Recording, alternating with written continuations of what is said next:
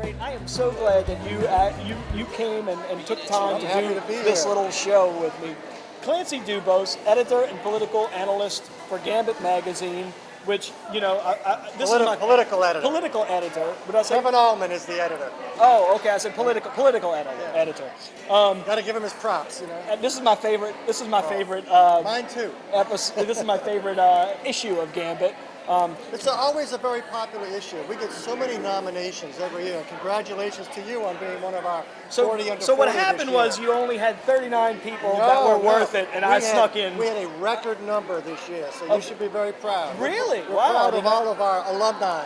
So many of the people who've been one of our 40 under 40 have gone on to do great things. So we're proud of the I'm proud of being an class. alumni. Yeah, I've had a lot of people come through and they're like, "Oh, welcome to the club," and I'm over like, 20 years now. So super people cool. have gone on and made their mark several times over, because you have to make a mark to get in here. So you're in really good company, man. Yeah, I'm proud of you. It's fun to be like now. My next Gambit, I want to be like the big cover, like Sidney Torres. But I got to win for mayor or something. I don't know if you're gonna run or win. But, I just have to be. It has to be a.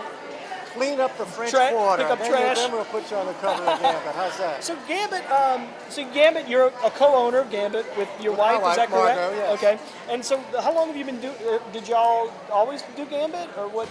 Well, Margot started at Gambit right around the same time I did, but Gambit was created in 1981. Okay. By Gary Easelin, who passed away recently, and Philip Carter, who's a well-known newspaper family in the South, the Carters from Mississippi. And they started Gambit in 1981.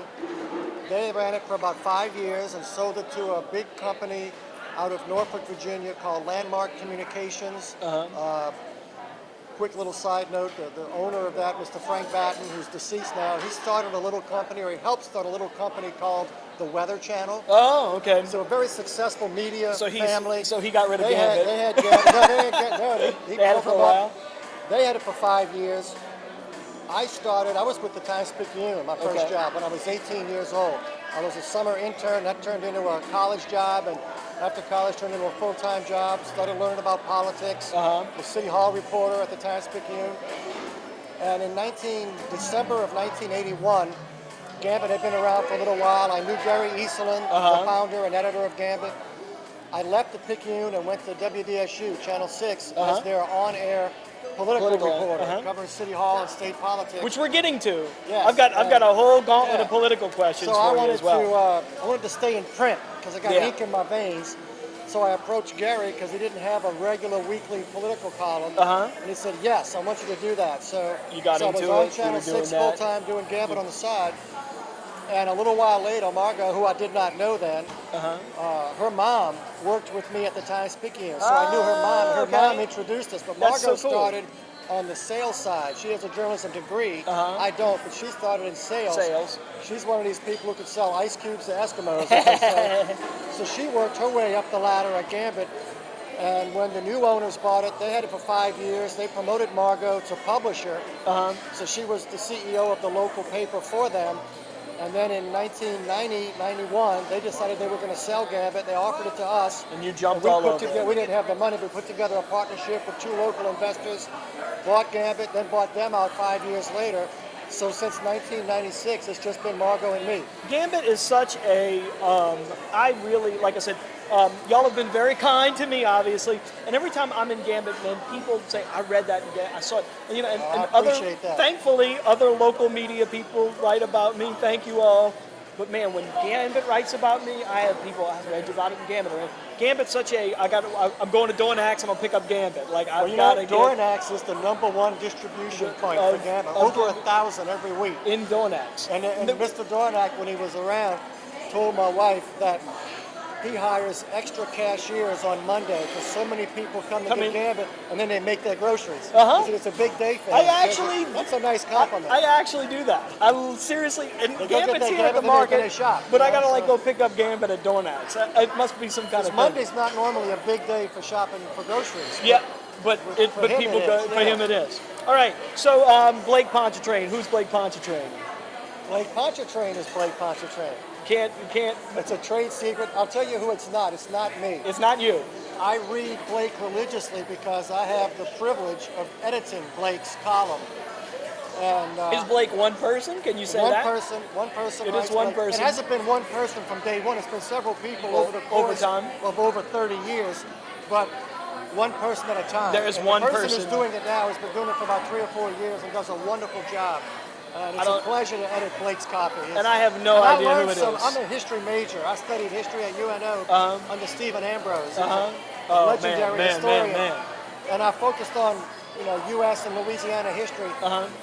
But Blake is all about historical Stuff. things, with trivia, interesting things about New Orleans history. So I love editing Blake. And since 1991, since we bought Gambit, I've been editing Blake every week. So I'm Blake's biggest fan. So I love Blake. So local Blake, media. Blake is actually the most popular thing. We do surveys. Oh, Blake is the most popular element of Gambit every week. Everybody every loves year, Blake. going Everybody back loves to Blake. day I one. think it's why Richard Capanella, who I can't wait to have on the show. I've got to get him on the show. Awesome. He's his articles. I If look we ever forward have an to him. opening for Blake, I'm going to offer it to Richard. Richard, oh man, so he's not. So Rich, He's not Blake. He's not Richard. he's no. not. I think He would be a great Blake, though. He would be a great Blake. We quote him a lot, in fact. In Blake. Oh yeah, that's true. That's true. Gambit, like, you said that Prince in your veins. I think there's something about picking up Gambit. Where do you think? I mean, local media. You see Gambit is. I mean, you're probably more print than even. You focus more on print than maybe even the Times-Picayune these days. Huh? Where's local media We're going? not reducing our coverage. The Picayune is, but I love the Times-Picayune. That's where I started. I have a lot of friends still there.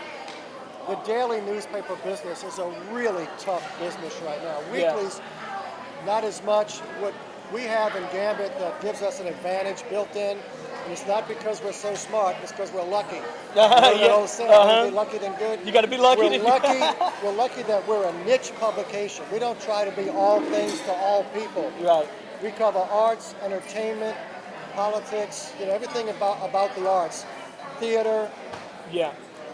Arts and entertainment. Visual and arts and entertainment. I mean, there's a music, the stuff in the city. I mean, restaurants, like restaurants, food. New Orleans is a food town, so we cover a niche of things. You've got a narrow universe of things. Yeah, but you're saying a narrow universe of of things. things We're in one of the greatest cities on the to do it for those things. Right. So if we try to do, and there are lots of alt weeklies like Gambit around the country and in Canada that are struggling because their cities don't have the deep, rich culture, the vibrant culture that we have here. James Carville makes a speech where he talks about New Orleans and its culture, and he's right. He says New Orleans has more culture than most countries. We have our own food, our own architecture, our own body of literature, our own way of burying people, our own music. It's a rich, multifaceted, deep culture. So you have enough. Every neighborhood has its own culture. You go to most countries, they don't have that much culture. And we get to cover that.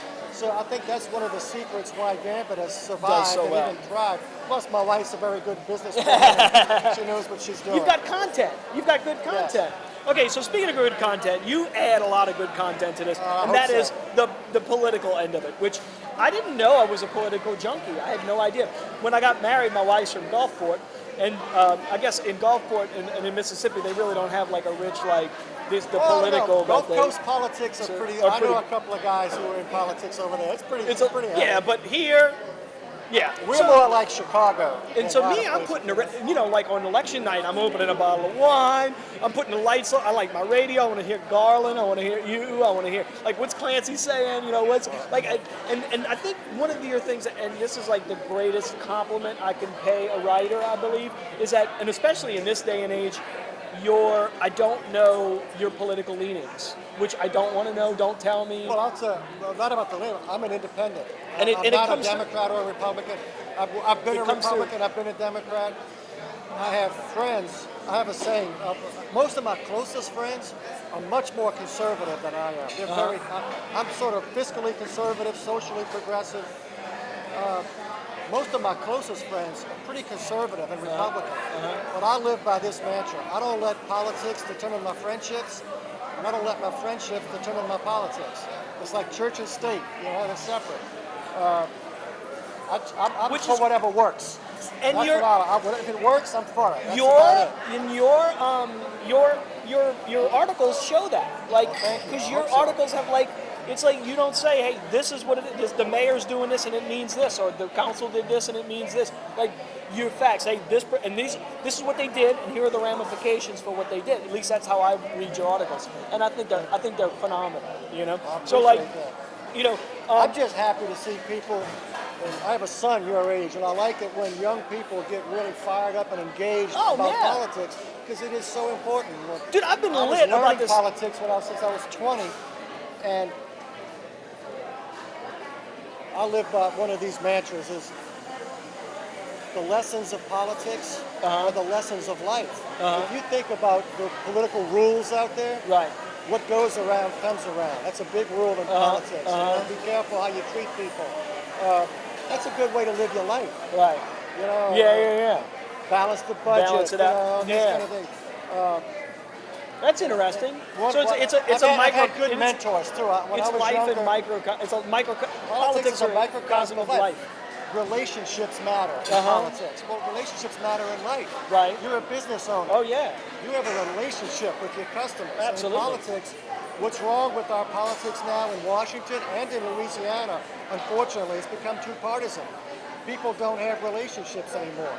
I'm old enough, I'm 62. I remember Hale Boggs and Lindy Boggs and how they Man, went up I- there, I they am had so- relationships with people. That's what made it work. If I knew you were going to say this on the show, I would have had you on a long time ago, because I think this is what, like, everybody needs to hear, man. This is important. People need, you know, Like the relationship, work together, and you can still disagree, but can you got to dis- have a relationship with people and respect each other and talk about- figure out a way to make it work. Find some middle ground. Now everybody's in their silo firing missiles at each other. Nobody gets outside their silo. That's why we have gridlock. I was actually, I hate to drop a name, but I was talking to James Carville this morning. We talk to each other a lot. We just touch base and compare notes. And I said, you know, I'm talking to him, and made me think about how gridlocked we are now in Louisiana. We didn't used to be that way. I said, I'm going to write a column called Bayou Potomac. Because the bayou, on the bayou, we used to get along, and we'd have our differences, but we'd figure out a way to make it work. They're not doing that anymore. The Republicans and the Democrats and both parties in are the to state blame. level. They're both to blame. And you I can't mean, just with point the finger at governor, one. is that what you're talking about? I think the governor's trying to make it work, but he's got his own partisan ideals, and the Yeah. Republicans, and mostly in the House, there's a couple of factions of Republicans in the House. You have the regular conservatives, or the pragmatists, and then you got the far right, and then you got the Tea Party. Yeah. And there's enough of each that they don't always have a unified faction a unified group among themselves, but there's enough to make it gridlocked. And that's a problem. Right. Stuff is not getting done. Right. And they need to sort of exhale and find some middle ground and figure out what works. I keep coming back to what works. Let's figure out what will work and do that. Your articles say that. I mean, this is so cool. Well, No, we're I'm like seeing- really enjoying this but we are- conversation, that's because why like this is what I read in your articles. Well, this is is why I great. came up with the idea of Bayou Potomac. You know, people talk about what's happening on the Potomac in Washington. It's gridlock.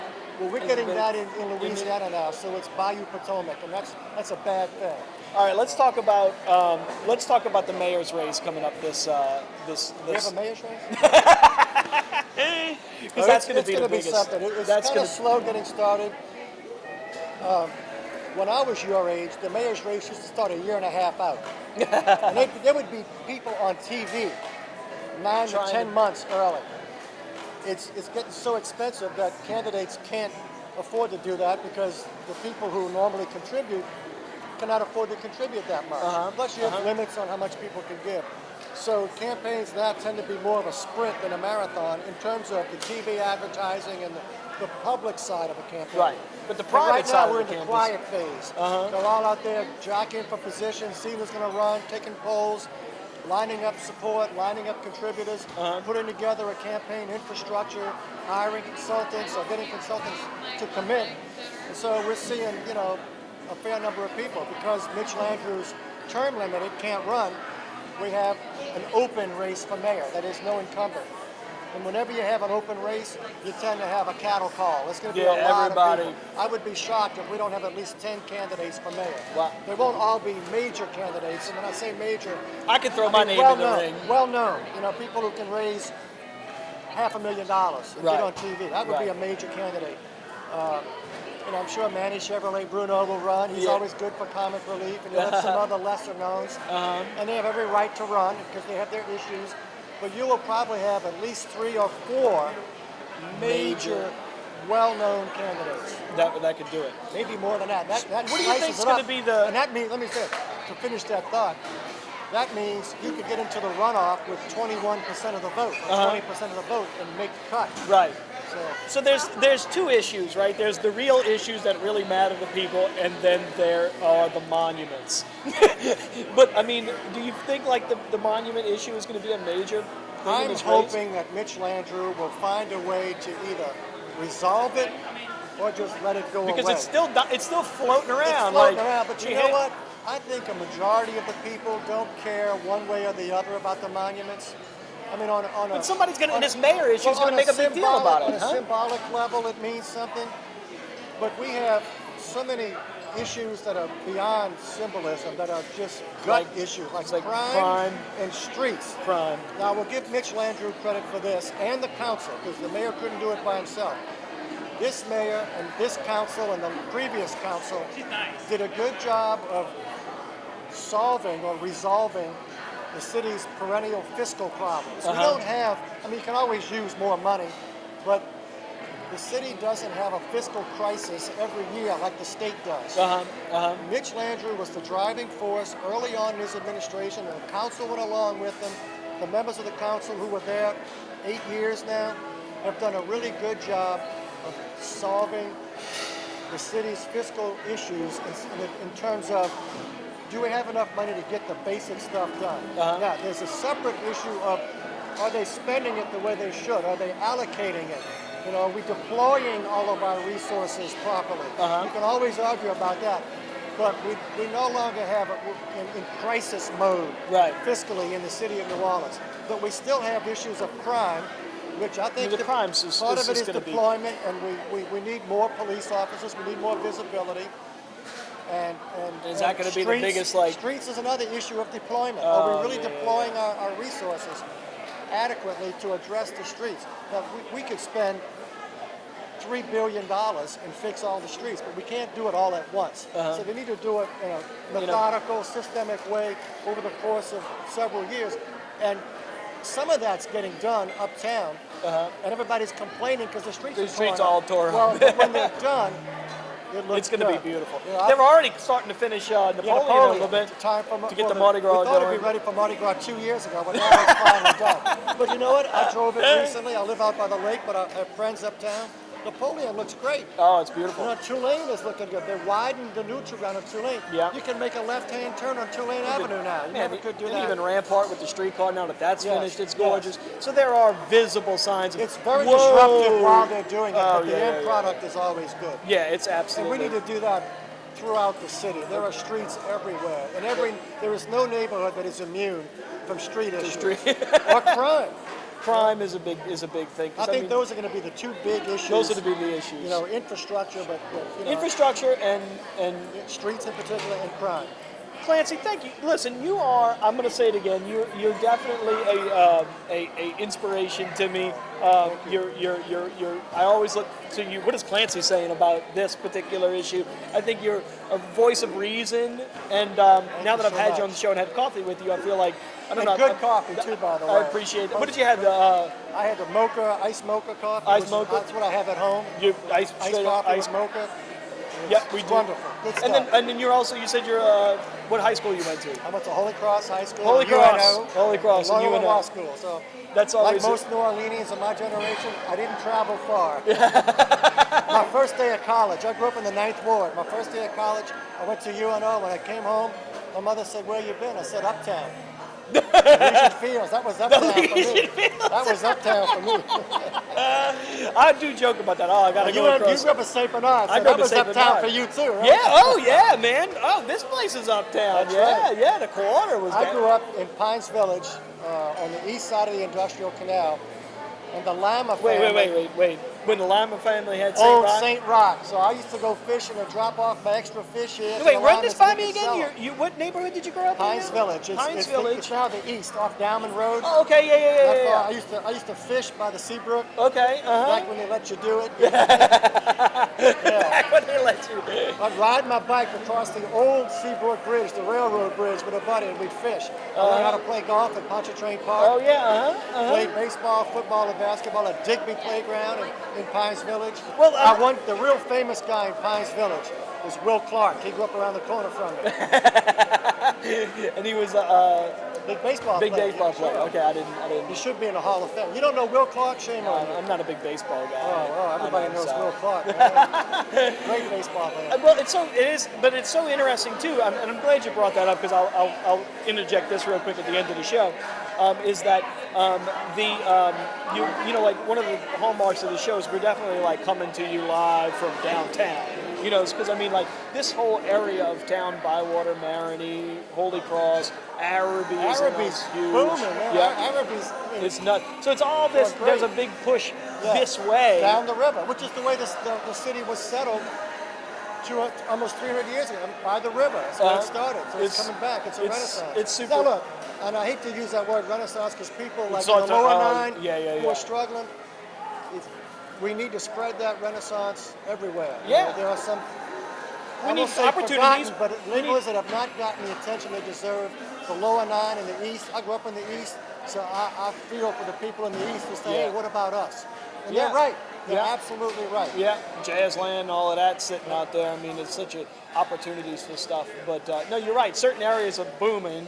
Like, I mean, And that, this we place need here. we need that But rising tide to lift the rest of the ships. The rest of the The ships. east and the lower nine. And maybe that could be a big political topic. I'll help you get some guests on the show race. about that. How about that? Oh, that'll be awesome. I would love right. that. All right, great. Clancy, thank you so much for coming. I pleasure. appreciate it. Thank My you. pleasure. Take care.